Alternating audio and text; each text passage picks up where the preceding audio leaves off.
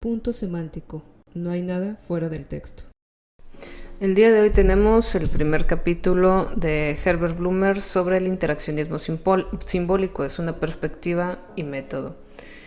En esta ocasión hablaremos del capítulo número 1, la posición metodológica del interaccionismo simbólico.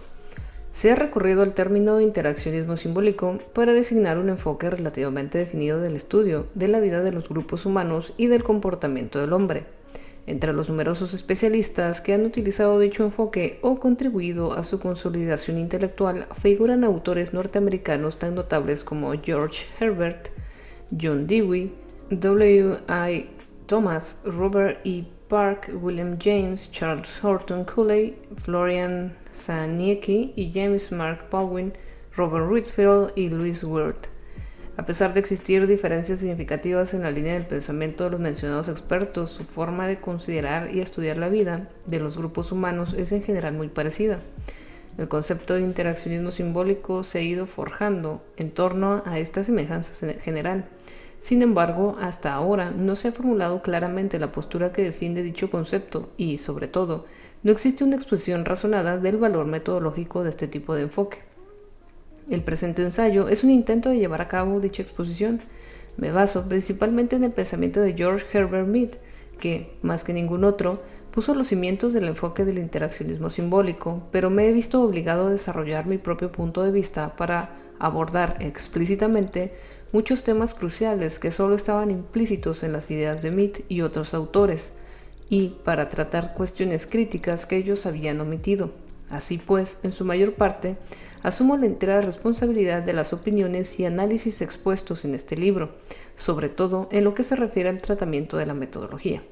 La discusión de este tema me pertenece por completo. El esquema que he adoptado se propone perfilar, en primer término, la naturaleza de la interacción simbólica. A continuación, trata de establecer a los principios normativos de la metodología en el caso de la ciencia empírica.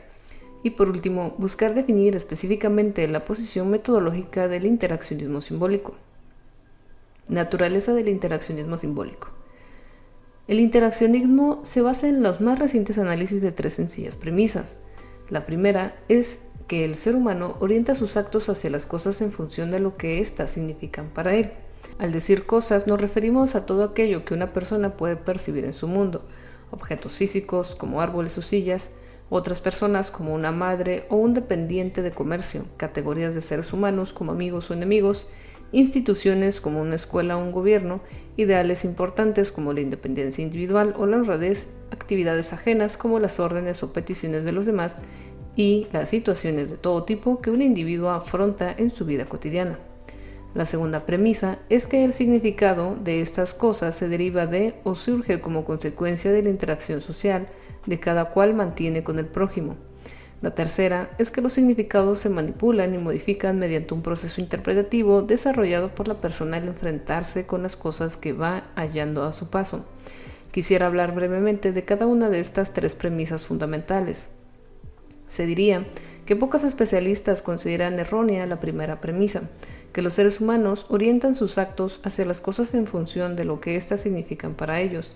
Sin embargo, por extraño que parezca, prácticamente en toda la labor y el pensamiento de la ciencia psicológica y social contemporánea se ha ignorado o descartado este elemental acerto, o bien se da por sobreentendido el significado y en consecuencia se le da de lado como poco importante, o bien se le considera como un mero vínculo neutral entre los factores responsables del comportamiento humano y este mismo comportamiento considerado como producto de dichos factores.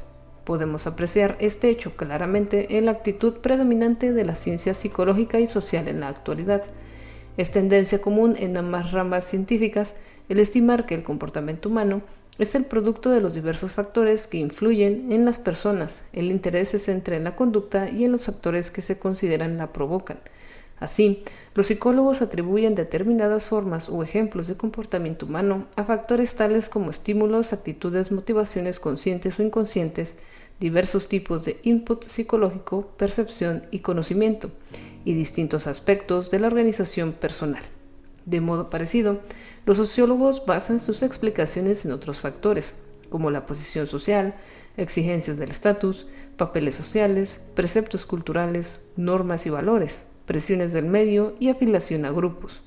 En ambos esquemas psicológicos y sociológicos típicos, los significados de las cosas para los seres humanos agentes son ya evitados, ya englobados en los factores a los que se recurre para explicar su comportamiento. Si se admite que los tipos de comportamiento dados son el resultado de aquellos factores concretos que se considera que los motivan, no hay necesidad de preocupación por el significado de las cosas hacia las que encamina la situación humana. Basta con determinar los factores desencadenantes y el comportamiento consiguiente, o si es preciso, con tratar de integrar en el conjunto el elemento significado, bien considerándolo como un vínculo neutral entre estos y la conducta en que se supone dan lugar. En lo primero de los casos, el significado desaparece al ser absorbido por los factores desencadenantes o causales. En el segundo, se convierte en un mero lazo de transmisión que puede ser ignorado en beneficio de los factores citados. El punto de vista del interaccionismo simbólico, por el contrario, sostiene que el significado que las cosas encierran para el ser humano constituye un elemento central en sí mismo. Se considera que ignorar el significado de las cosas conforme el cual actúan las personas equivale a falsear el comportamiento sometido a estudio, por estimarse que el hecho de restar importancia al significado en beneficio de los factores que supuestamente motivan la conducta constituye una lamentable negligencia del papel que el significado desempeña en la formación del comportamiento. La sencilla premisa de que el ser humano orienta sus actos en relación con las cosas basándose en el significado que éstas encierran es demasiado simple para diferenciar el interaccionismo simbólico. Existen otros enfoques que asimismo comparten dicha premisa. La segunda, que hace referencia a la fuente del significado, establece mayores diferencias entre dichos enfoques y el interaccionismo simbólico. Hay dos formas tradicionales muy conocidas de explicar el origen del significado. Una de ellas es la que se considera el significado como parte intrínseca de aquello que se lo tiene, es decir, como elemento natural de la estructura objetiva de las cosas. Según esto, está claro que una silla es una silla, una vaca, una nube, una rebelión, y así sucesivamente. Al ser inherente a la cosa que lo contiene, el significado solo necesita ser desglosado mediante la observación del ente objetivo que lo posee. Por así decirlo, el significado emana de la cosa y por ende su formación no es fruto de ningún proceso. Lo único que hace falta es reconocer el significado que encierra a esa cosa. Se advierte enseguida que este punto de vista refleja la postura tradicional del realismo en la filosofía, postura ampliamente adoptada y hondamente arraigada en las ciencias sociales y psicológicas. El otro punto de vista importante y tradicional considera que el significado es una excrescencia física añadida a la cosa por aquel o aquello para quienes ésta posee un significado. Se considera que este añadido físico es una expresión de los elementos constitutivos de la psique, la mente o la organización psicológica de la persona. Entre tales elementos, cabe citar las sensaciones, sentimientos, ideas, recuerdos, móviles y actitudes. El significado de una cosa no es sino la expresión de los elementos psicológicos que intervienen en la percepción de la misma. Por lo tanto, se pretende explicar el significado de esa cosa aislando los elementos psicológicos concretos que producen el significado. Este hecho puede apreciarse en la práctica psicológica, en cierto modo antigua y clásica, de analizar el significado de un objeto mediante la identificación de las sensaciones que intervienen en la percepción del mismo, así como en la práctica contemporánea de seguir el significado de una cosa, la prostitución, pongamos por caso, hasta la actitud de la persona que la está considerando. El hecho de reducir el significado de las cosas a elementos psicológicos limita los procesos de formación del significado a aquellos que son necesarios para despertar y reunir los elementos psicológicos que lo producen. Tales procesos son de índole psicológica e incluyen la percepción, cognición, represión, transferencia de sentimientos y asociación de ideas. El interaccionismo simbólico considera que el significado tiene un origen distinto a los sostenidos por los dos puntos de vista predominantes que acabamos de examinar. No cree que el significado emane de la estructura intrínseca de la cosa que lo posee, ni que surja como consecuencia de una función de elementos psicológicos en la persona, sino que es fruto del proceso de interacción entre los individuos. El significado que una cosa encierra para una persona es el resultado de las distintas formas en que otras personas actúan hacia ella en relación con esa cosa. Los actos de los demás producen el efecto de definirle la cosa a esa persona. En suma, el interaccionismo simbólico considera que el significado es un producto social, una creación que emana de ella a través de las actividades definitorias de los individuos a medida que estos interactúan. Este punto de vista hace del interaccionismo una postura inequívoca cuyas profundas implicaciones discutiremos más adelante. La tercera premisa mencionada anteriormente define y diferencia aún más el interaccionismo simbólico. Mientras que el significado de las cosas se forma en el contexto de la interacción social y es deducido por la persona a través de esta, sería un error pensar que la utilización del significado por una persona no es sino una aplicación de ese significado así obtenido. Este error desvirtúa considerablemente la labor de muchos especialistas que, en los restantes aspectos, se ajustan al enfoque del interaccionismo simbólico. No advierten que la utilización del significado por una persona en el acto que realiza implica un proceso interpretativo. En este sentido, se asemejan a los partidarios de los dos puntos de vista principales antes citados, los que incluyen el significado en la estructura objetiva de aquella que lo posee y los que consideran como una expresión de elementos psicológicos. Los tres puntos de vista coinciden en estimar que la utilización del significado por el ser humano en sus actos no es más que el afloramiento y aplicación de significados ya establecidos.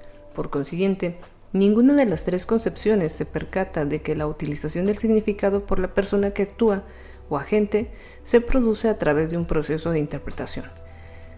Dicho proceso tiene dos etapas claramente diferenciadas. En primer lugar, el agente se indica a sí mismo cuáles son las cosas hacia las que se encaminan sus actos, es decir, debe señalarse a sí mismo las cosas que poseen significado. Tales indicaciones constituyen un proceso social interiorizado, puesto que la gente está interactuando consigo mismo. Esta interacción es algo más que una acción recíproca de elementos psicológicos, es una instancia de la persona enfrascada en un proceso de comunicación consigo misma. En segundo lugar, y como resultado de este proceso, la interpretación se convierte en una manipulación de significados. El agente selecciona, verifica, elimina, reagrupa y transforma los significados a tenor de la situación en la que se halla inmerso en la dirección de su acto. De acuerdo con esto, no debiera considerarse la interpretación como una mera aplicación automática de significados establecidos, sino como un proceso formativo en el que los significados son utilizados y revisados como instrumentos para la orientación y formación del acto. Es necesario atender que los significados desempeñan su papel en el acto a través de un proceso de autointeracción. No es mi intención discutir en este momento los méritos de los tres puntos de vista que sitúan el significado respectivamente en la cosa misma, en la psique y en la acción social, ni tampoco pretende profundizar en el tema de que si el agente manipula los significados de un modo flexible en el curso de la formación de su acto, lo único que pretendo es señalar que, al estar basado en tres premisas, el interaccionismo simbólico conduce necesariamente al desarrollo de un esquema analítico muy característico de la sociedad y el comportamiento humanos. Ahora propongo bosquejar este esquema. El interaccionismo simbólico está cimentado en una serie de ideas básicas o imágenes radicales, como prefiero llamarlas. Estas imágenes aluden y describen la índole de los siguientes temas: sociedades o grupos humanos, interacción social, objetos, el ser humano como agente, los actos humanos y la interconexión de líneas de acción. Consideradas en conjunto, estas imágenes radicales representan el modo en el que el interaccionismo contempla el comportamiento de las sociedades humanas. Constituyen el armazón del estudio y el análisis. Pasaré a describir someramente cada una de estas imágenes. Naturaleza de la vida en las sociedades y grupos humanos.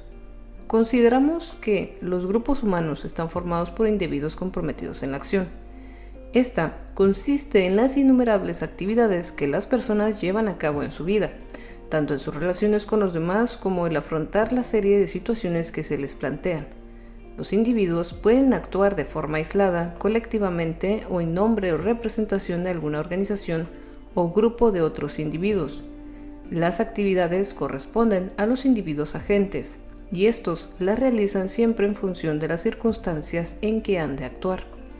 La importancia de esta sencilla y redundante descripción reside en que los grupos o sociedades humanos existen fundamentalmente en acción y en tal contexto han de ser considerados. Este concepto de la sociedad humana como acción tiene que ser el punto de partida y también de retorno de todo esquema que pretenda tratar y analizar la sociedad empíricamente. Los esquemas conceptuales que las describen de cualquier otro modo solo pueden ser derivaciones del complejo de actividades incesantes que constituyen la vida en grupo. Esto se observa en los dos conceptos predominantes sobre la sociedad en la sociología contemporánea, el de la cultura y el de la estructura social. La cultura, entendida como concepto, ya sea definida como costumbre, tradición, norma, valores, reglas, etc., se derivan claramente de lo que las personas hacen. Del mismo modo, la estructura social en cualquiera de sus aspectos, como por ejemplo los que representan la posición social, el estatus, la función, la autoridad y el prestigio, se refiere al tipo de relaciones derivadas del modo en que las personas actúan recíprocamente. La vida de toda sociedad humana consiste necesariamente en un proceso ininterrumpido de ensamblaje de las actividades de sus miembros. Este complejo de continua actividad fundamentada y define una estructura u organización. Uno de los principios fundamentales del interaccionismo simbólico es que todo esquema de sociedad humana empíricamente enfocada, sea cual fuera el origen, debe respetar el hecho de que, en primera y última instancia, la sociedad se compone de personas involucradas en la acción. Para que un esquema sea empíricamente válido, tiene que ser consecuente con la índole de la acción social de los seres humanos. Naturaleza de la interacción social. La vida de un grupo necesariamente presupone una interacción entre los miembros del mismo, o dicho de otro modo, una sociedad que se compone de individuos que entablan una interacción con los demás. Las actividades de cada miembro se producen primordialmente en respuesta o en relación con las de los demás. Aunque este hecho está casi universalmente admitido en las definiciones de la sociedad humana, normalmente la interacción es algo que se da por descontado y es tratada como si tuviese una significación intrínseca escasa, por no decir nula. Este hecho resulta evidente en los esquemas psicológicos, sociológicos característicos, que tratan la interacción social como un simple medio a través del cual los factores determinantes del comportamiento desencadenan este.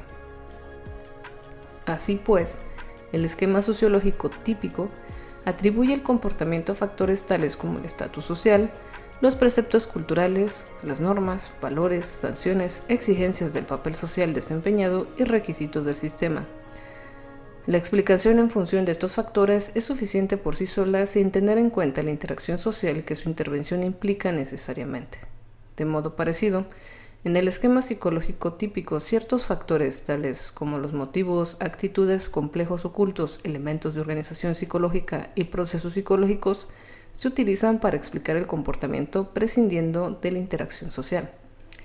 Pasamos así de este tipo de factores causales al comportamiento que supuestamente provocan.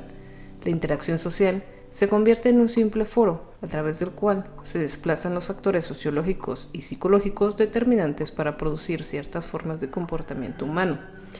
Puedo añadir que la ignorancia de la interacción social no se remedia hablando de una interacción de elementos sociales, como en el caso de un sociólogo que habla de una interacción de papeles sociales o de una interacción entre los componentes de un sistema social, o psicológicos, como cuando un psicólogo menciona la interacción existente entre las actitudes mantenidas por distintas personas. La interacción social se da entre los agentes y no entre los factores que les atribuyen. El interaccionismo simbólico no se limita a aceptar la interacción social, sino que le reconoce una importancia vital en sí misma. Dicha importancia reside en el hecho de que la interacción es un proceso que forma el comportamiento humano, en lugar de ser un simple medio o marco para la expresión y liberación del mismo. Simplificando, podría decirse que un ser humano en interacción con otras personas ha de tener en cuenta lo que cada cual está haciendo o a punto de hacer, es decir, está obligado a orientar su propio comportamiento o a manejar sus situaciones en función de aquello que toman en consideración. Por consiguiente, las actividades de los demás intervienen como factores positivos en la formación de su propio comportamiento. Ante los actos ajenos, una persona puede abandonar una intención o propósito, reconsiderarla, verificarla o cancelarla, intensificarla o sustituirla. Los actos de los demás incluyen en la decisión de una persona respecto de lo que proyecta hacer, pueden oponerse o impedir tal proyecto, exigir una revisión o motivar un planteamiento muy distinto del mismo. Todo individuo ha de lograr que su línea de acción encaje de alguna manera en las actividades de los demás. Estas han de ser tenidas en cuenta sin considerarlas simplemente como un ámbito para la expresión de lo que uno está dispuesto a hacer o planea realizar. Estamos en deuda con George Herbert Mead como autor del más profundo análisis de la interacción social hasta ahora realizado. Análisis que por otra parte se ajusta a los datos más realistas de que se dispone. Mead señala dos formas o niveles de interacción social en la sociedad humana, denominándolos respectivamente conversación de gestos y empleo de símbolos significativos. Yo los llamaré interacción no simbólica e interacción simbólica. La primera tiene lugar cuando una persona responde directamente al acto de otra sin interpretarlo. La segunda implica la interpretación del acto. La interacción no simbólica se manifiesta claramente en las respuestas reflejadas, como en el caso de un boxeador que automáticamente levanta el brazo para parar un golpe. Sin embargo, si el boxeador se detuviese a reflexionar que ese golpe de su adversario que parece avecinarse es solo una finta para cazarle, tal actitud formaría parte de una interacción simbólica. En tal caso, tendría que procurar descubrir la finalidad del golpe, es decir, su significado como parte del plan de su contrincante. En su asociación, los seres humanos entablan una clara interacción no simbólica al responder inmediatamente e irreflexivamente a los movimientos corporales, expresiones y tonos de voz de sus semejantes. Pero su forma característica de interacción se ejerce a un nivel simbólico, puesto que tratan de comprender el significado de los actos ajenos. El análisis de Mead sobre la interacción simbólica es de suma importancia. Considera que dicha interacción consiste en una exposición de gestos y en una respuesta del significado de los mismos. Un gesto es aquella parte o aspecto de un acto en curso que encierra el significado del acto, más amplio, del cual forma parte. Por ejemplo, la amenaza de un puño como indicación de un posible ataque o la declaración de guerra por parte de un país que manifiesta así su postura y su línea de acción. Los ruegos, órdenes, mandatos, sugerencias y declaraciones son gestos que dan a la persona que los percibe o recibe una idea de la intención y propósito del futuro acto del individuo que los formula. La persona que responde organiza su respuesta basándose en el significado que los gestos encierra para ella. La persona que realiza dichos gestos se sirve de ellos como signos o indicaciones de lo que proyecta hacer, así como lo que desea que el otro haga o comprenda. Por lo tanto, los gestos tienen significado no solo para la persona que los hace, sino para aquella a quien van dirigidos. Cuando el significado es el mismo para ambas personas, éstas se comprenden mutuamente. De este breve examen se desprende que el significado de los gestos aflora a lo largo de 3 líneas, la triple naturaleza del significado según Mead. Esos gestos indican lo que ha de hacer la persona a quien va dirigidos, lo que la persona que los hace proyecta a realizar, y finalmente la acción conjunta que debe surgir de la coordinación de los actos de ambas. Así, por ejemplo, la orden de levantar las manos de un ladrón dada a su víctima es una indicación de la que ésta ha de hacer. B. Un indicador de lo que el ladrón se propone hacer, es decir, despojar a su víctima. Y C. Una indicación de la acción conjunta que se está formando, en este caso un atraco. Si existe confusión o malentendido en cualquiera de estas 3 líneas de significado, la comunicación no se produce, la interacción se dificulta y la formación de la acción conjunta se ve bloqueada. Para complementar el análisis del intercambio simbólico realizado por Mead, es preciso citar un aspecto más, a saber, que las partes implicadas en la interacción tienen que asumir necesariamente el papel de cada uno de los individuos involucrados, para indicar a una persona lo que tiene que hacer. El individuo que hace la indicación debe formularla, poniéndose en el lugar de quien la recibe. Para ordenar a su víctima que levante las manos, el ladrón tiene que concebir la respuesta de la víctima poniéndose en su lugar. Por su parte, la víctima ha de captar la orden contando con el punto de vista del ladrón que la formula. Debe advertir la intención y la acción subsiguiente del atracador. La mutua asunción de papeles es condición sine qua non para que una comunicación y una interacción sean eficaces. Es evidente la importancia y el lugar preferente que la interacción simbólica ocupa en la vida y el comportamiento de un grupo humano. Todo grupo o sociedad humana se compone de personas en asociación. Esta Adoptan necesariamente la forma de individuos que actúan recíprocamente, entablando por lo tanto una interacción social que, a su vez, se ejerce característica y primordialmente a un nivel simbólico en la sociedad humana, como individuos que actúan individual o colectivamente, o como agentes de una organización determinada que entra en contacto con otra. Las personas se ven necesariamente obligadas a tener en cuenta los actos ajenos en el momento de realizar los propios. La ejecución de tales actos implica un doble proceso, el de indicar a los demás el modo en que deben actuar y el interpretar las indicaciones ajenas. La vida de un grupo humano constituye un vasto proceso consistente en definir al prójimo lo que ha de hacer y al mismo tiempo en interpretar las definiciones formuladas por los demás. A través de este proceso, las personas hacen que sus actividades encajen en las ajenas, a la vez que forman parte de su propia conducta individual. La actividad conjunta y el comportamiento individual se forman dentro y a través de este proceso continuo. No son meras expresiones o producto de los que las personas aportan a su interacción ni de las condiciones que preceden a la misma. La incapacidad para adaptarse a este aspecto vital constituye la principal deficiencia de los esquemas que tratan de describir la sociedad humana basándose en la organización social, en factores psicológicos o en cualquier combinación de ambas cosas. En virtud de la interacción simbólica, la vida de todo grupo humano constituye necesariamente un proceso de formación y no un simple ámbito de expresión de factores preexistentes. Naturaleza de los objetos. Según el punto de vista del interaccionismo simbólico, los mundos que existen para los seres humanos y para los grupos formados por estos se componen de objetos, los cuales son producto de la interacción simbólica. Un objeto es todo aquello que puede ser indicado, todo lo que puede señalarse o a lo cual puede hacerse referencia: una nube, un libro, un cuerpo legislativo, un banquero, una doctrina religiosa, un fantasma, etc. Por cuestión de conveniencia, pueden agruparse los objetos en tres categorías. A. Objetos físicos, como sillas, árboles y bicicletas. B. Sociales, como estudiantes, sacerdotes, un presidente, una madre o un amigo.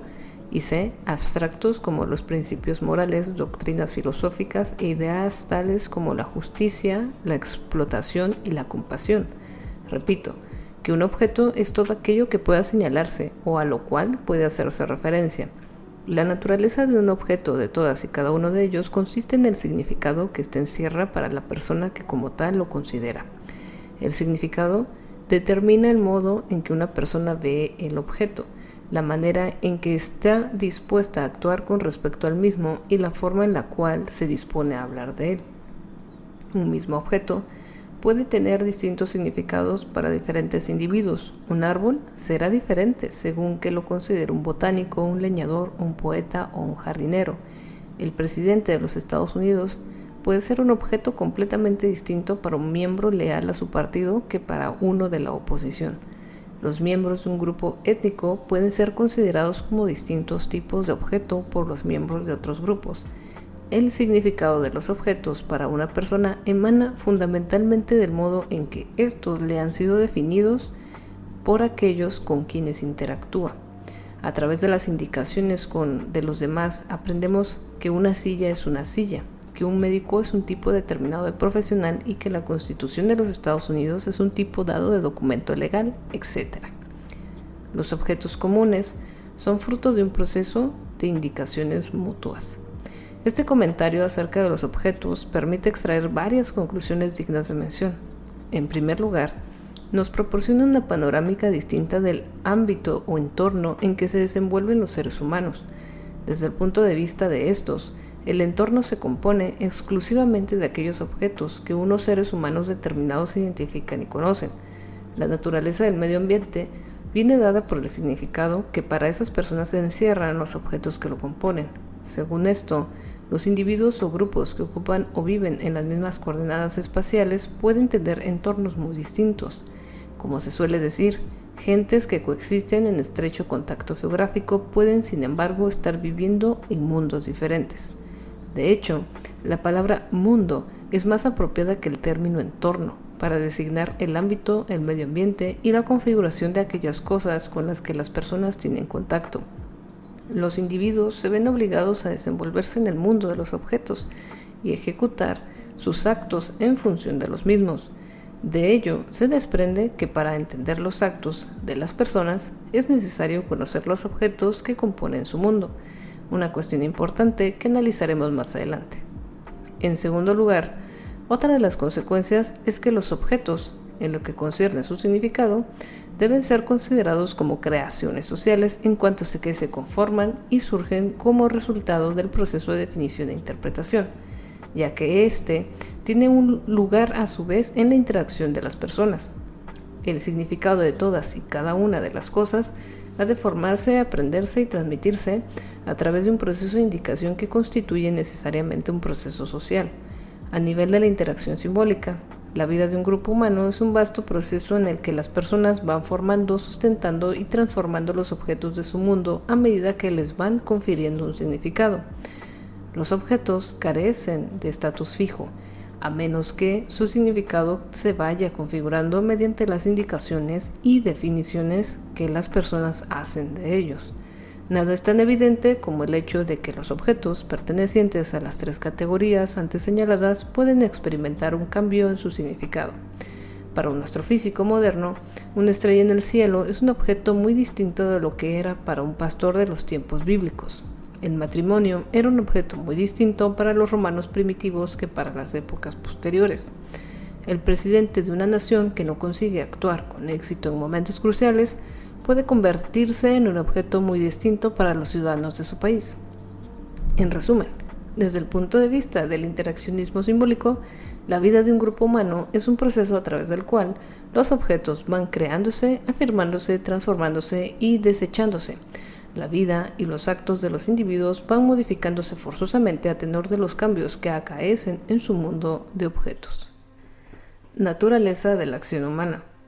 La capacidad de la persona para autoformularse indicaciones confiere a la acción humana un carácter distintivo. Significa que el individuo se halla ante un mundo que debe interpretar para poder actuar y no ante un entorno frente al que responde en virtud de su propia organización. Tiene que afrontar las situaciones en las que se ve obligado a actuar, averiguando el significado de los actos ajenos y planeando su propia línea de acción conforme a la interpretación efectuada. Tiene que construir y orientar su propia acción en lugar de limitarse a realizarla en respuesta a los factores que influyen en su vida u operan a través de su persona. Tal vez no lo haga con mucho acierto, pero tiene que hacerlo. Este concepto del ser humano, que orienta su acción autoformulándose indicaciones, contrasta radicalmente con el punto de vista sobre la acción humana que actualmente prevalece en la ciencia psicológica y social. Este enfoque dominante, como ya se ha dado a entender, atribuye la acción de las personas a un factor desencadenante o a una combinación de varios factores de este tipo. El origen de la acción se remite a cuestiones tales como motivos, actitudes, necesidad, disposición, complejos inconscientes, diversos tipos de estímulo, demanda del estatus, exigencias del papel social y coyunturales. Se considera que relacionar la acción con uno o más de estos agentes desencadenantes es una tarea plenamente científica. Este tipo de enfoque, sin embargo, ignora y suprime el proceso de autointeracción por medio del cual un individuo maneja su mundo y construye su acción. Así, se cierra el acceso al importantísimo proceso de interpretación por medio del cual el individuo percibe y enjuicia lo que se presenta ante él y planea las directrices de su comportamiento público antes de ponerlas en práctica. Fundamentalmente, la acción por parte del ser humano consiste en una consideración general de las diversas cosas que percibe y en la elaboración de una línea de conducta basada en el modo de interpretar los datos recibidos. Y entre las cosas que se tienen en cuenta a la hora de actuar, cabe mencionar los deseos y necesidades, los objetivos, los medios disponibles para su logro, los actos ajenos, tanto realizados como previstos, la propia imagen y el resultado probable de una determinada línea de acción. El comportamiento se orienta y se forma a través de un proceso de indicación e interpretación, en el curso del cual determinadas líneas de acción pueden iniciarse o concluirse, abandonarse o postergarse, limitarse a un mero proyecto o a una vida interior de ensueños o bien modificarse una vez iniciados. No me propongo analizar este proceso, sino insistir en su presencia y operatividad en cuanto a la formación de la acción humana. Debemos admitir que la actividad del ser humano consiste en afrontar un caudal de situaciones ante las que se ve obligado a actuar, y que su acción se forja en función de lo que percibe, del modo en que lo enjuicia e interpreta y del tipo de líneas de acción planeadas que se propone realizar. Este proceso no se explica atribuyendo la acción a un determinado tipo de factor, que se supone la desencadena y la conduce a su desenlace. Esta clase de factores, o una expresión concreta de los mismos, es algo que el agente humano tiene en cuenta en el momento de planear su línea de acción. El factor desencadenante no abarca ni explica en qué forma es considerado el propio factor, ni otras cuestiones en la situación que reclama la acción. Es preciso internarse en el proceso definitorio del agente para comprender sus actos. Esta perspectiva de la acción humana es igualmente válida para aquellas actividades conjuntas o colectivas en las que intervienen una serie de individuos. La acción colectiva o conjunta constituye un dominio de interés sociológico, como se demuestra en el comportamiento de grupos, instituciones, organizaciones y clases sociales. Sea cual fuere su naturaleza, estas muestras de comportamiento comunitario se componen de individuos que hacen que sus líneas de acción encajen o se adopten recíprocamente. Es correcto y posible observar y estudiar tal comportamiento en su aspecto colectivo o conjunto, en lugar de analizar sus componentes individuales. El comportamiento comunitario no pierde su rasgo constitutivo de haber sido elaborado mediante un proceso interpretativo al afrontar las situaciones en las que la colectividad se ve abocada a actuar, tanto si dicha colectividad es un ejército en campaña, una empresa que pretende ampliar sus actividades o una nación que intenta corregir una balanza comercial desfavorable. Es preciso que elabore su línea de acción interpretando lo que sucede en su campo de actividad.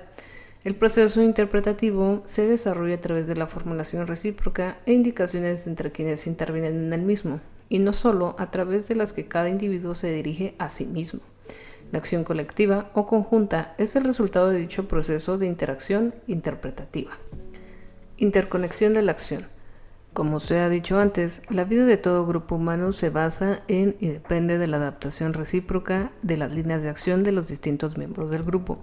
La articulación de dichas líneas origina y constituye la acción conjunta, es decir, una organización comunitaria de comportamiento basada en los diferentes actos de los diversos participantes. A pesar de estar formada por los actos que intervienen en su composición, la acción conjunta es distinta de cada uno de ellos y del conjunto formado por su mera agrupación. Posee en sí misma un carácter distintivo que reside en la articulación o vinculación propiamente dichas, con independencia de lo que pueda ser articulado o vinculado en cada caso. Por consiguiente, la acción conjunta puede reconocerse como tal, puede hablarse de ella y se la puede utilizar sin necesidad de fragmentarla en los actos aislados que la componen. Esto es lo que hacemos cuando hablamos de cosas como el matrimonio, una transacción comercial, la guerra, un debate parlamentario o un servicio eclesiástico. De modo parecido, podemos hablar de una colectividad que realiza una acción conjunta sin necesidad de identificar a cada uno de los miembros. Así, hablamos de una familia, una sociedad mercantil, una iglesia, una universidad o una nación. Es evidente que el estudio de la acción conjunta y de las colectividades que la practican constituye, precisamente, el campo en que se desenvuelve el científico social. Al analizar las colectividades y la acción conjunta, es fácil incurrir en un concepto erróneo si se pasa por alto que la acción colectiva constituye la concatenación de los actos de los individuos que componen la colectividad. Este error induce a desestimar el hecho de que toda la acción conjunta ha de experimentar necesariamente un proceso de formación, aunque se trate de una forma de acción social perfectamente conocida y claramente reiterativa. Cada uno de los casos que la integran ha de formarse de nuevo. Más aún, el curso de formación que precisa seguir para materializarse tiene lugar, necesariamente a través del doble proceso antes mencionados, el de la designación y el de la interpretación. Los individuos que participan en la acción siguen teniendo que orientar sus actos respectivos mediante la formación y utilización de significados. Hecha estas observaciones, a modo de preámbulo, quisiera destacar 3 puntos acerca de las implicaciones de la concatenación que representa la acción conjunta. Primero, me gustaría analizar los elementos estables y reiterativos de la misma. La parte preponderante de la acción social en una sociedad humana, y especialmente en una ya consolidada, adopta la forma de modelos recurrentes de acción conjunta. En la mayoría de las situaciones en que las personas actúan con respecto a otras, los individuos cuentan de antemano con un profundo conocimiento del modo en que han de comportarse y de cómo se comportarán los demás. Comparten los significados comunes y preestablecidos de lo que se espera de cada participante en una acción determinada, y, consecuentemente, cada uno de ellos es capaz de orientar su conducta de acuerdo con dichos significados. Los ejemplos de formas reiterativas y preestablecidas de acción conjunta son tan frecuentes y comunes que es fácil entender por qué los eruditos la han considerado como la esencia o la forma natural de vida de los grupos humanos. Este punto de vista se pone especialmente de manifiesto en los conceptos de cultura y orden social, que tanto predominan en la literatura sociológica. La mayoría de los esquemas sociológicos se apoyan en la creencia de que toda sociedad humana adopta la forma de un orden de vida establecido, que se resume en una adhesión general a las reglas, normas, valores y sanciones que indican a las personas el modo en que han de actuar frente a las distintas situaciones. Este claro esquema se presta a varios comentarios. En primer lugar, no es rigurosamente cierto que la vida de cualquier sociedad humana, en todos sus aspectos, no sea sino una mera expresión de formas preestablecidas de acción conjunta. En el ámbito de la vida de grupo, surgen constantemente nuevas situaciones problemáticas ante las cuales las normas existentes resultan inadecuadas. Nunca he oído hablar de ninguna sociedad exenta de problemas o cuyos miembros no tengan que entablar un debate para proyectar un sistema de acción. Las áreas de conducta no prescritas son tan naturales, genuinas y recurrentes en la vida de los grupos humanos como las integrantes en los preceptos ya establecidos y fielmente observados de la acción conjunta. En segundo lugar, hemos de admitir que incluso en el caso de lo que se refiere a la acción conjunta reiterativa y preestablecida, cada uno de los casos que la integran ha de formarse de nuevo, y los individuos participantes en la misma imagen siguen teniendo que elaborar sus líneas de acción y adaptarlas a las de los demás mediante el doble proceso de la designación y la interpretación. Cuando se trata de una acción conjunta reiterativa, lo hacen, por supuesto, empleando los mismos significados periódicos y constantes. Si admitimos esto, tenemos que advertir forzosamente que lo importante es el papel y el destino de los significados y no la acción conjunta en su forma establecida. La acción conjunta reiterativa y estable es el resultado de un proceso interpretativo en igual medida que cualquier nueva forma de acción conjunta que se desarrolla por primera vez. No es una afirmación ociosa ni petulante. Los significados subyacentes en toda acción conjunta consolidada y reiterativa son susceptibles tanto de presión como de esfuerzo, de incipiente descontento como de inferencia. Pueden ser ora combatidos, ora reafirmados. Puede dejarse que actúen por sí mismos desentendiéndose de ellos o infundírseles nuevos bríos. Tras la fachada de la acción conjunta objetivamente enfocada, la serie de significados que la sustenta tiene una vida que los científicos sociales mal pueden ignorar. La aceptación gratuita de los conceptos sobre normas, valores, reglas sociales y demás no debería ocultar a los estudiosos el hecho de que cualquiera de estos conceptos depende del proceso de interacción social, el cual le es necesario, no solo para cambiar, sino también para conservarse en una forma establecida.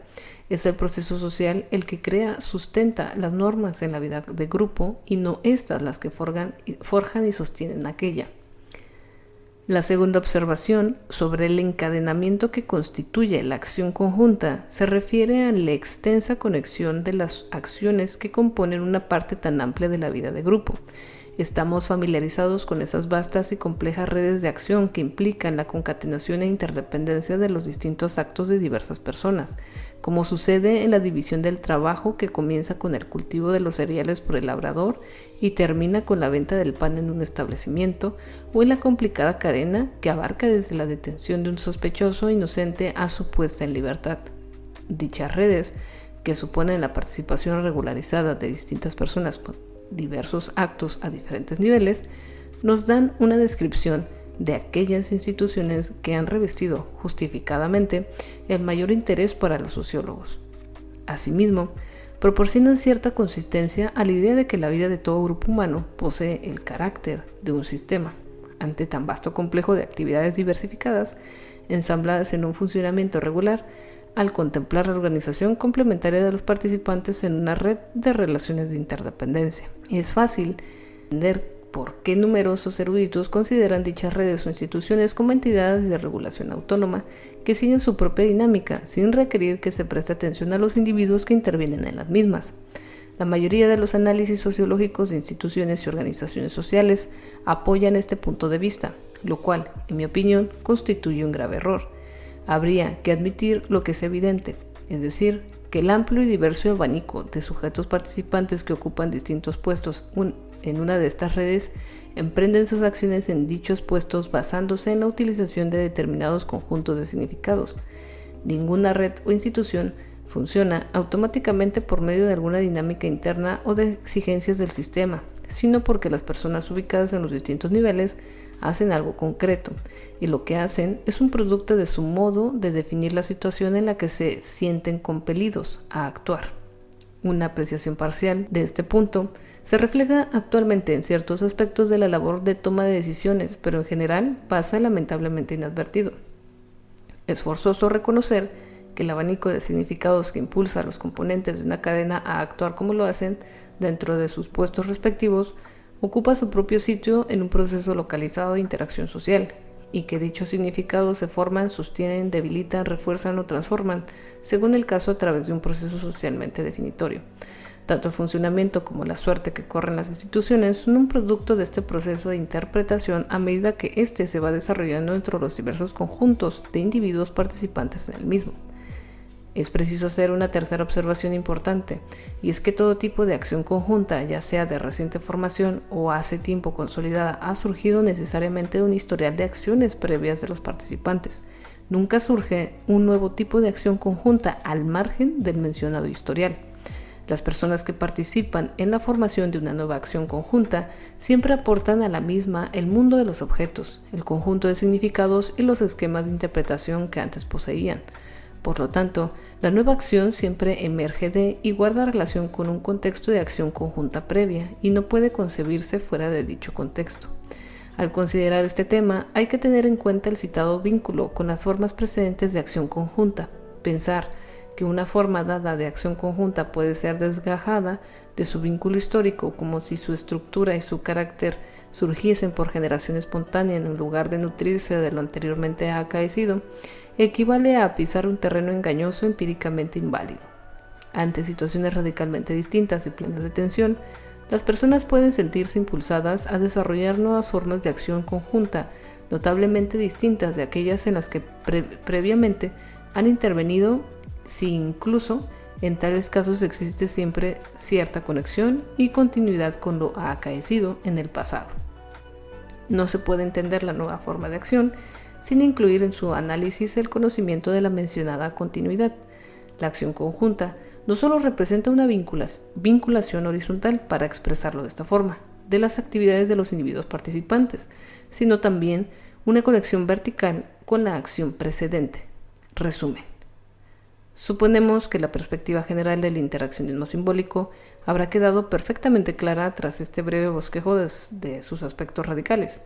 Este enfoque considera que una sociedad humana se compone de personas comprometidas en el acto de vivir. La vida es un proceso de continua actividad en la que los participantes desarrollan líneas de acción ante las innumerables situaciones que han de afrontar. Están como engranados en un vasto proceso de interacción en el seno del cual deben hacer que sus acciones en desarrollo se adapten a las ajenas. El proceso consiste en formular indicaciones a los demás sobre lo que hay en hacer y en interpretar las que ellos formulan a su vez. Las personas viven en un mundo de objetos y el significado de los mismos es lo que les guía en su orientación y sus actos. Sus objetos, incluyendo los que contienen en sí mismos, se forman, sustentan, debilitan y transforman a través de su interacción con otras personas. Por supuesto, este proceso general debiera observarse a la luz del carácter diferenciado que necesariamente posee, como consecuencia del hecho de que las personas se reúnen en diferentes grupos, pertenecen a asociaciones distintas y ocupan puestos diversos. Por eso, cada individuo se aproxima a las demás de un modo diferente. Vive en un mundo distinto y se guía a sí mismo por medio de un conjunto de significados disímiles. No obstante, ya se trate de una familia, la banda de un muchacho, una sociedad industrial o un partido político, es preciso tener en cuenta que las actividades de la colectividad se van formando a través de un proceso de designación e interpretación. Esto fue todo por este primer capítulo. Les recomendamos seguir leyendo y escuchando Punto Semántico. Gracias por escuchar. No olvides seguirnos en las diversas redes sociales y gracias por escuchar.